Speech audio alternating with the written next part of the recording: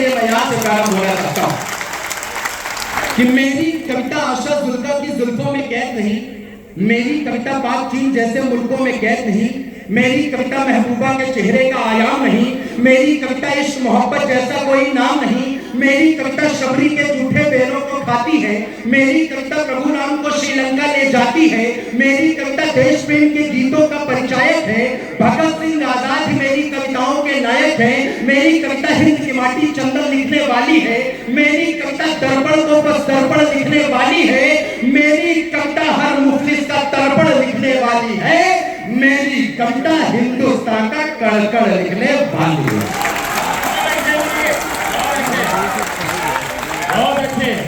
क्या क्या क्या कमाल सुन रहे हैं, बहुत अच्छे, इतना अद्भुत सुन रहे हैं। और जब किसी भी मंच का शुभारंभ मां की आराधना से हो और तत्पश्चात हम जिस देश में रहते हैं तो सदैव से कहता है हम निजा पुरोवेती गणना लघु चेत शामुदार चलता नाम तो सदैव कम। इस संस्कृति को मानने वाला देश, इस संस्कृति पर चलने वाले हम भारतीय जब ऐसी बात करते हैं कि किसी कार्यक्रम का शुभारंभ वीर रस के कवि से होता है तो निश्चित रूप से उस कार्यक्रम की सफलता अपने आप निर्धारित हो जाती है। मैं हिमांशु सर का बहुत बहुत धन्यवाद देता हूँ, मैं उमाकांत सर का बहुत बहुत धन्यवाद देता हूँ। आज के उस दौर में जिस दौर में लोगों के घर तोड़े जा रहा हूँ वहां पर आप लोगों को छत देने का काम कर रहे हैं, आपकी बड़ी बात एक बार आपकी आइए मैं एक छंद से अपनी बात आगे बढ़ाता हूँ और प्रयागराज के सभी श्रोताओं उस छंद से आपको समझ आ जाएगा। मैं इलाहाबाद विश्वविद्यालय से अंग्रेजी विषय में पीएचडी कर रहा हूँ, मैं हिंदी कविता कर रहा हूँ, भाषा की बात हो रही है, तब पढ़ना चाहता हूँ एक छंद। वृक्ष के समक्ष यक्ष भले ही ते एक पक्ष विपक्ष युधिष्ठिर हो तो हार मान जाएगा, तो देश प्रेम का है ज्वर, ऐश्वर्य का है स्वर, स्वर ऐसा है कि जन जान मान जाएगा, तो पथ पे चला है रथ कर ली है ये शपथ, भारती का मान आसमान मान जाएगा और विश्व गुरु भारत को दुनिया भी मान लेगी, देश जब वीरों को भगवान मान जाए। वाह, बहुत अच्छे, बहुत अच्छे, धन्यवाद, बहुत अच्छे, बड़ा कमाल। भाई एक बार जोरदार समर्थन दे युवा साथी को, देश की आराधना कर रहा है अभिजीत, पढ़ो अभिजीत, जिंदाबाद, पढ़ो, बहुत अच्छे, पढ़ो अभिजीत, बहुत बहुत धन्यवाद, बहुत बहुत आभार, बड़ा कमाल का सुन रहे और आप इतना कमाल का सुन रहे तो मैं एक और छंद पढ़ना चाहता हूँ। हिंदी भाषी हम जिस देश में रहते हैं हम लोग हिंदी भाषी लोग, हिंदी के कवि, हम हिंदी की सेवा करते हैं। हम युवा कवियों पर बड़े आरोप लगते हैं कि हम कविता की भाषा का प्रयोग नहीं करते। मंच पर जब इतने सुधी और इतने गुणी लोग बैठे हो, मेरे सभी अग्रज बैठे हो, मैं एक छंद विशेष रूप से पढ़ना चाहता हूँ। माँ सीता की अग्नि परीक्षा हुई, माँ सीता की अग्नि परीक्षा हुई, प्रभु राम पर बड़े प्रश्न हुए कि माँ सीता की अग्नि परीक्षा उन्होंने ली। मैंने भगवान श्री राम की ओर से उत्तर देने की कोशिश की है, यदि उत्तर आपके हृदय पर समाहित हो जाए तो अब तक जितना समर्थन दिया नीचे ऊपर सभी से भरपूर समर्थन चाहता हूँ। मैं लिखता हूँ कि दुनिया के प्रश्नों का हल तो नहीं था पर दुनिया के अधरों पे ताले पड़ आए थे, दुनिया के प्रश्नों का हल तो नहीं था पर दुनिया के अधरों पे ताले पड़ आए थे, लखन जी देख देख रो रहे तो फूट फूट, इतना कि नयनों में जाले पड़ आए थे, तो पृथ्वी भिगो रही थी, अग्नि भिगो रही थी, पृथ्वी भिगो रही थी, अग्नि भिगो रही थी, चरणों में मानो जैसे भाले पड़ आए थे, और सीता जी तो अग्नि में जली नहीं थी परंतु राम जी के हृदय में छाले पड़ आए। अच्छा अभिजीत, बहुत अच्छे। सीता जी तो अग्नि में और नारी शक्ति जो है। अभिजीत, मैं एक बात कहना चाहूंगा सभी साथियों से, ये कितनी सुखानुभूति की बात है, कितने आनंद की बात है, कितने गर्व गौरव की बात है कि जिस उम्र में ज्यादातर नौजवान जुल्फों की ओर और रोमांस की ओर भागते, वहां पे ये भारती माँ की आराधना कर रहा है और शहीदों को याद कर रहा है। जोरदार तालियां। एक छोटी सी बात करना चाहता हूँ, नारी शक्ति बैठे और उसके बाद एक विशेष रचना पढ़ के अपना स्थान लूंगा, बहुत समय नहीं। छोटी सी बात, नारी शक्ति का प्रतिनिधित्व करते हुए महिला यहाँ पर विराजमान है। देश का एक जवान दुश्मन से उसकी शहादत हुई, अपने देश के जवानों की जान बचाने के लिए उन्होंने अपने आप को अग्नि के हवाले कर दिया। स्वयं के प्राणों की आहुति देने के पश्चात अपने देश के वीर जवानों को जब उन्होंने सुरक्षित निकाला, तत्पश्चात उनकी पत्नी को कीर्ति चक्र से सम्मानित किया गया। हिंदुस्तान की एक नारी, हिंदुस्तान की महिला के सम्मान में कुछ 4-6 पंक्तियां पढ़ना चाहता हूँ, आपका मन में लगा, मुझे विश्वास है वो नारी जिसका पति शहीद हुआ वो कह रही है, हे प्राण प्रिय, हे परमेश्वर मेरी कुमकुम का भान रहे, हे प्राण प्रिय, हे परमेश्वर मेरी तुम का भान रहे, लेकिन ये देश सर्वोपरि तुमको इसका भी ज्ञान रहे। गठबंधन प्रेम समर्पण का तोड़े से टूट नहीं सकता, ये गौरव है पत्नी का थोड़े से टूट नहीं सकता, ये मंगलसूत्र कदाचित भी कायरता का पर्याय नहीं। मैं एक सैनिक की पत्नी हूं, कोई कायर या सहाय नहीं। और दो बंतियां साहब उस महिला के सम्मान में पढ़ना चाहता हूं जो देश की आधी आबादी का प्रतिनिधित्व करती है। आपका मन मिलेगा, मुझे विश्वास है, आप कुर्सी से उछल जाएंगे दूसरी पंक्ति पर। मैं एक सैनिक की पत्नी हूं, कोई कायर या सहाय नहीं, ये मंगलसूत्र में तोड़ नहीं। एक नारी कहती है जो विधवा है साहब, ये मंगलसूत्र में तोड़ नहीं, तुम शीश झुका के मत आना। ये मंगलसूत्र में तोड़ नहीं, तुम शीश झुका के मत आना। तुम मर जाना तो मर जाना, पर पीठ दिखाकर मत आना।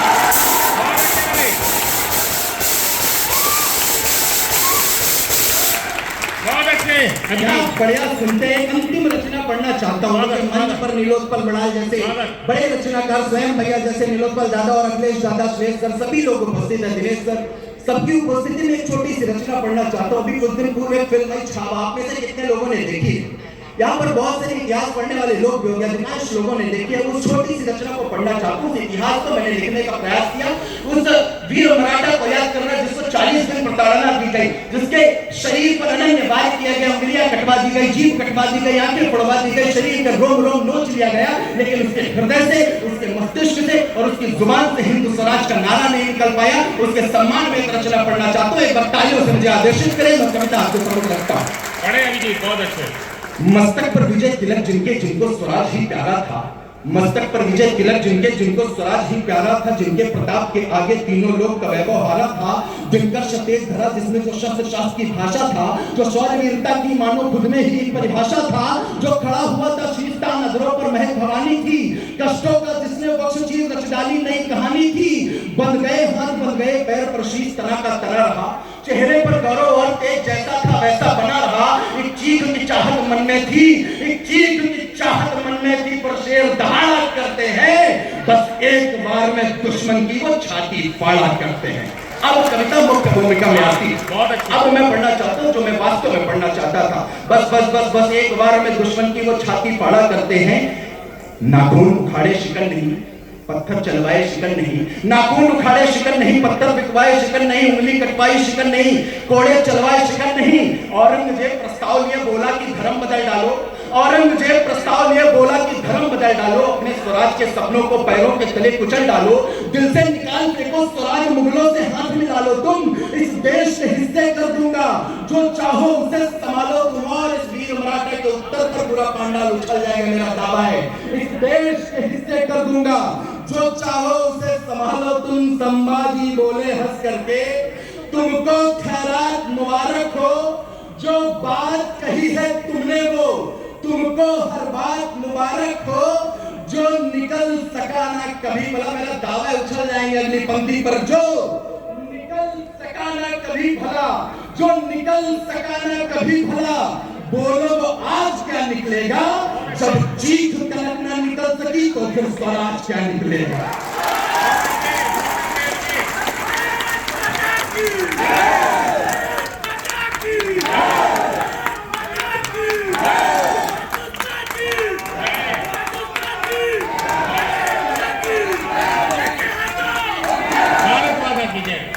जब चीख तलक ना निकल सकी तो फिर स्वराज क्या निकलेगा। और पुनः दो पंक्तियां पढ़ता हूं। जब जब जब जब चीख तलक ना निकल सकी तो फिर स्वराज क्या निकलेगा। खुददारी के इस उत्तर में, अगली पंक्ति पुनः तैयार रहना, खुददारी के इस उत्तर में परिवेश दिखाई देता है, खुददारी के इस उत्तर में परिवेश दिखाई देता है। उस एक मराठा में मुझको एक देश दिखाई देता है। बहुत अच्छे उस एक मराठा में उसको बहुत अच्छे देश दिखाई देता है। बहुत अच्छे उस एक मराठा में मुझको एक देश दिखाई देता है। औरंगजेब की मिला उठा, गुस्से में एक फरमान हुआ, आंखें ये फोड़ी जाएंगी, सबके सम्मुख ऐलान हुआ। आंखें की जिम्में था प्रताप अग्नि की ज्वाला आंखों में, आंखें की जिम्में था प्रताप अग्नि की ज्वाला आंखों में, दो सूर्य बसाकर चलता था अपना मतवाला आंखों में। जब शीश संभाले तो धरा का कड़कड़ डोल पड़ा। दुश्मन के सम्मुख वक्ष तान वो एक मराठा बोल पड़ा। और उस मराठा के पिता का नाम लेता हूं, उसके पिता के सम्मान में आपकी तालियां उठेंगी। हिंदुस्तान का गौरव और मराठा का ही उत्तर हो सकता है। दुश्मन के सम्मुख वक्ष तान वो एक मराठा बोल पड़ा, जो स्वप्न सजा है नयनों में, ऐ छत्रपति तुम कारक हो। जो स्वप्न सजा है नयनों में, ऐ छत्रपति तुम कारक हो। तो वीर शिवा के स्वप्नों पर आंखों की बलि मुबारक हो। तो वीर वीर वीर शिवा के स्वप्नों पर आंखों की बलि मुबारक हो। आंखों से अंधा हो जाऊं लेकिन स्वराज तो दिखता है। आंखों से अंधा हो जाऊं लेकिन स्वराज तो दिखता है। जो शीश उठाकर जीता है इतिहास उसी का लिखता है। जिभ्या से ऐसी आग दे, जिभ्या से ऐसी आग दे। औरंगजेब हैरान हुआ, फिर जीभ काटने का उसका दोबारा एक ऐलान हुआ। और मंच पर जितने कवि बैठे हैं, आपके सम्मान में एक बात कहना चाहता हूं। औरंगजेब हैरान हुआ, क्यों? क्योंकि उनके साथ में कवि मित्र थे, संभाजी के साथ कवि कलश। उनके सम्मान में 2 पंक्तियां पढ़ता हूं, फिर जीभ काटने का उसका दोबारा एक ऐलान हुआ। आवाज जो चंचल जानी हो। अगली पंक्ति कवियों के सम्मान में गंगोर तालियां उठाना एक साथ सभी का सम्मान हो जाएगा। अगली पंक्ति पर आवाज जो चंचल जानी हो, आवाज वो चंचल जाती है। आवाज जो चंचल जानी हो, आवाज वो चंचल जाती है। जब कवि मित्र बन जाता है, कविता आरी बन जाती है। जब कवि मित्र बन जाता है, कविता आरी। अंतिम कविता के अंतिम पड़ाव की ओर चल रहा हूं। जब कवि मित्र बन जाता है, कविता कविता कविता आरी बन जाती है। जिभ्या कट जाने पर भी तो जिभ्या पर महज भवानी थी, पीड़ा की लेकिन एक शिकन चेहरे तक पर ना लानी थी। कुछ हवा के झोंके आने से एक बड़ी बात कहना चाह रहा हूं। मंच का सबसे छोटा विद्यार्थी, कविता का विद्यार्थी होने के नाते नीलोद भैया, दिनेश भैया, स्वयं भैया, श्लेष सर और जितने भी वर्ण में कवि अखिलेश दादा, बिहारी लाल अंबर भाई, सभी की उपस्थिति में कविता का छोटा सा विद्यार्थी बड़ी बात कहने की कोशिश करता है। कुछ हवा के झोंके आने से जीभ कट गई। उसके बाद एक बात कहना चाहता हूं संभाजी का प्रतिनिधित्व करते हुए। जिभ्या कट जाने पर भी तो जिभ्या पर महज भवानी की पीड़ा की लेकिन एक शिकन चेहरे तक पर न लानी थी। कुछ हवा के झोंके आने से वर्षा तक नहीं घटा करती। अगली पंक्ति उठा जाएंगे। कुछ हवा के झोंके आने से वर्षा तक नहीं घटा करती। एक जीभ अगर कट जाए तो आवाजें नहीं कटा करती। एक जीभ अगर कट जाए तो आवाजें आवाजें आवाजें नहीं कटा करती। औरंगजेब बोला हताश, क्यों मुगल भी ऐसे बने नहीं? क्यों मुगलों की माओ ने आखिर ऐसे बेटे जने नहीं? आखिर में अंतिम 4 पंक्तियों और अपना स्थान। आखिर में संभाजी बोले, अगली पंक्ति बताना। आखिर में संभाजी बोले, मुगलों में बस गद्दारी है। आखिर में संभाजी बोले, मुगलों में बस गद्दारी है। तुम 8 लाख मुगलों पर केवल एक मराठा भारी। अंतिम 2 पंक्तियां। तुम 8 लाख, मुझे विदा करना अपनी तालियों से। तुम 8 लाख मुगलों पर केवल एक मराठा भारी है। तुम 8 लाख मुगलों पर केवल एक मराठा भारी है। ऐसे सपूत भारत मां पर सब होकर निडर अभय बोलो। ऐसे सपूत भारत मां पर सब होकर निडर अभय बोलो। उस वीर मराठा छत्रपति संभाजी की सब जय बोलो। बहुत बहुत धन्यवाद, बहुत बहुत आभार। संभाजी महाराज की।